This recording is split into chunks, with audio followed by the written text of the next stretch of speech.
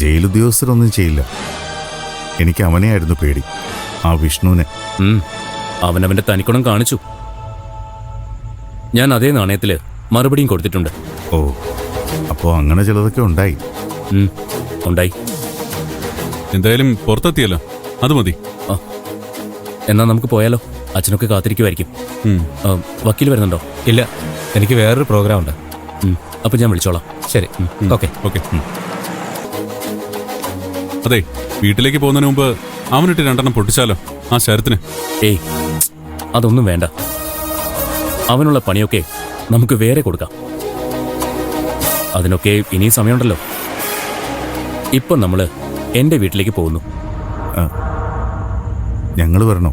പിന്നെ വരാതെ. എന്റെ പൊന്നു ഡോക്ടറെ, നിങ്ങളൊക്കെ ഉണ്ടായിരുന്നത് കൊണ്ടാ ഞാൻ ഇത്രയും വേഗം പുറത്തിറങ്ങിയത്. ആ ഡിജിറ്റൽ തെളിവ് നിങ്ങൾ കണ്ടെത്തിയില്ലായിരുന്നെങ്കിൽ ഞാൻ ഇപ്പോഴും അകത്ത് കിടന്നേനെ. അത് പിന്നെ ഞങ്ങൾ ചെയ്യാതിരിക്കോ? ചെയ്യില്ലെന്നല്ല, പോയി നോക്കുമ്പോ ക്യാൻറ്റീനിലെ സിസ്റ്റത്തില് ആ വിഷ്വൽ കാണണ്ടേ? എന്നെ ഈ കുരുക്കിൽപ്പെടുത്തിയവന് ബുദ്ധി ഉണ്ടായിരുന്നെങ്കിൽ അവൻ കാശ് കൊടുത്ത് അത് മായ്പിക്കുമായിരുന്നു. അപ്പൊ എന്ത് ചെയ്യുമായിരുന്നു? നിങ്ങളോടൊക്കെ എങ്ങനെ നന്ദി പറയണമെന്ന് എനിക്കറിയില്ല. ഈ ഉപകാരം ഞാൻ ഒരിക്കലും മറക്കത്തില്ല. ഇതൊക്കെ ഞങ്ങളുടെ കടമയല്ലേ വക്കീലെ? ഇതൊന്നും ഓർത്തിരിക്കേണ്ട ഒരാവശ്യമില്ല. അതെ, ഓർത്തു വെക്കേണ്ടത് ജയിൽവാസം മാത്രോ. എന്നാലേ ഒരു ഉഷാർ വരൂ. വക്കീലിനെ ചതിച്ചവൻ ആരായാലും അവനെ പൊക്കണം. അതാണ് വക്കീലെ ഇനി ചെയ്യേണ്ടത്. അത് ഞാൻ തീരുമാനിച്ചു കഴിഞ്ഞു. ഈ നിമിഷം മുതല് അവന്റെ കഷ്ടകാലം തുടങ്ങിക്കഴിഞ്ഞു.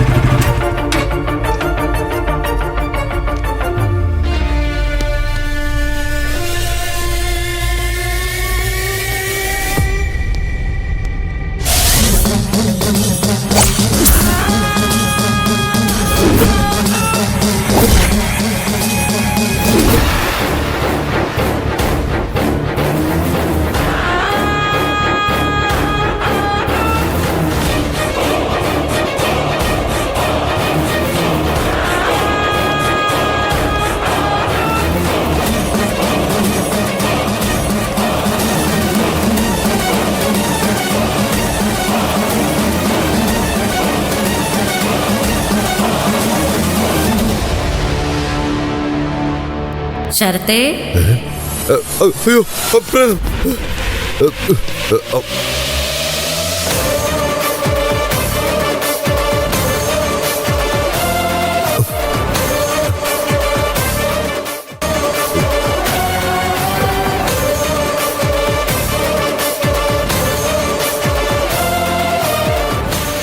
ഞാനാ മോനെ വിളിച്ചേ? നീയായിരുന്നു? അല്ല, ഈ കാറ് എങ്ങനെ ഇവിടെ വന്നു? അതിനു മുൻപ് നീ എന്തിനെ പേടിച്ചെന്ന് പറ. പ്രേതം നല്ലറി വിളിക്കുന്നുണ്ടായിരുന്നല്ലോ. ഈ പട്ടാപ്പകല് നീ ഏത് പ്രേതത്തെയാ കണ്ടേ?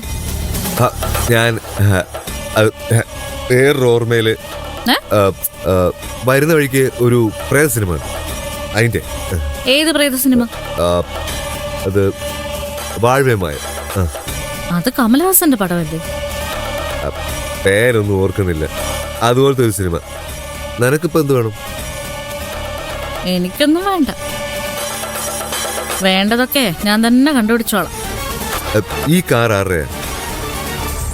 പ്രിയയുടെ. പ്രിയയുടെ? അതെ, ഒരു വർക്ക്ഷോപ്പിൽ നിന്ന് അവള് കാശ് കൊടുത്ത് വാങ്ങിച്ചത്. തൽക്കാലം അച്ഛനത് ഓടിക്കും. എന്ത് മണ്ടത്തിന് അവളെ കാണിച്ചത്? ഈ കാർ കൊള്ളില്ല. അത് നിനക്കെങ്ങനെ അറിയാം? നീ ഇതിനു മുമ്പ് ഈ കാർ കണ്ടിട്ടുണ്ടോ? ഇല്ല. ഉണ്ട്. ഇല്ല, ഉണ്ട്. ഇതിലിപ്പോ ഏതാ വിശ്വസിക്കേണ്ടത്?